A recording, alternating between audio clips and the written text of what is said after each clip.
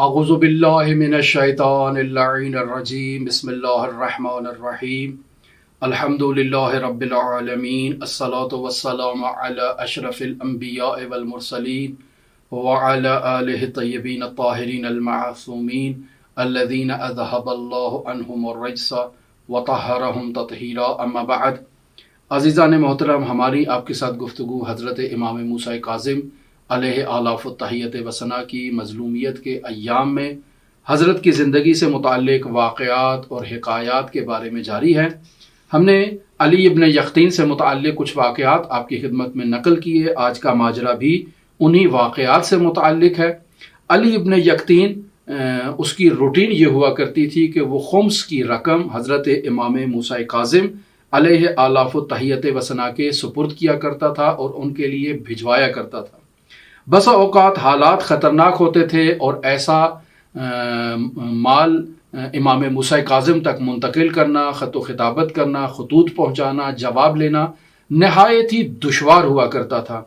तो एक रोज़ अली इब्न यक़तीन के दो साथी नकल करते हैं कि हमें अली इब्न यक़तीन ने अपने पास बुलाया और हमें कहा कि ये कुछ खतूत हैं और ये कुछ अमवाल हैं, तुम ऐसा करो कि जाओ अपने लिए सवारी का इंतज़ाम करो, रास्ते के लिए खुर्दोनोश की चीज़ों का इंतज़ाम करो, खाने पीने की चीज़ों का इंतज़ाम करो और जाओ मदीने में और ये खतूत जो हैं ये इमाम मूसा काज़िम अलैहि आलाफ़ुत तहियत व सना तक पहुँचा दो और ये रकम भी इमाम मूसा काज़िम तक पहुँचा दो। लेकिन तुम ऐसा करो कि एक ऐसा रास्ता बयाबान इंतखाब करो जहाँ पे किसी के आने जाने का कोई इंतज़ाम न हो। तो एक बेराहे से तुम जाओ और मदीने में जाकर मेरी अमानत इमाम मूसा काज़िम तक मुंतकिल कर दो।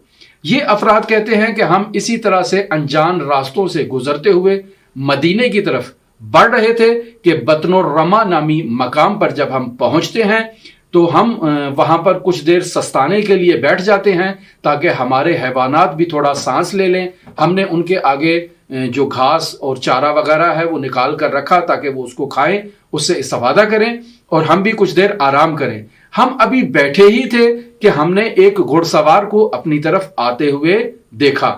जैसे ही वो नज़दीक आया तो हमने क्या देखा कि ये तो इमाम मूसा काज़िम अलैहि आलाफ़ुत तहियत व सना है। हमने एहतराम में इमाम मूसा काज़िम का इस्तकबाल किया, एहतराम किया और अली इब्न यक़तीन की अमानात यानी वो खतूत और वह रकम जो अली इब्न यक़तीन ने इमाम मूसा काज़िम अलैहि आलाफ़ुत तहियत व सना के लिए पहुंचाई थी वो हमने इमाम मूसा काज़िम की खिदमत में तकदीम की।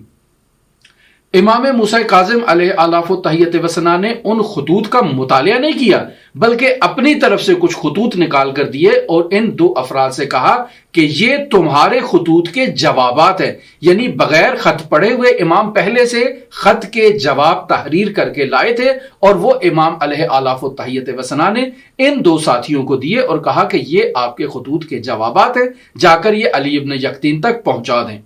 अब ये दो साथी कहते हैं कि हमने इमाम मूसा काज़िम से गुजारिश की कि हम मदीना के बिल्कुल करीब हैं, अगर आप इजाजत दें तो हम जाकर रोज़ा रसूल सल्लल्लाहु अलैहि वसल्लम की जाकर ज़ियारत कर लें और हमारे पास ज़ादिरा भी कम हो चुका है। हम चाहते हैं कि मदीने से कुछ चीज़ें खरीद लें ताकि वो हमारे काम आए।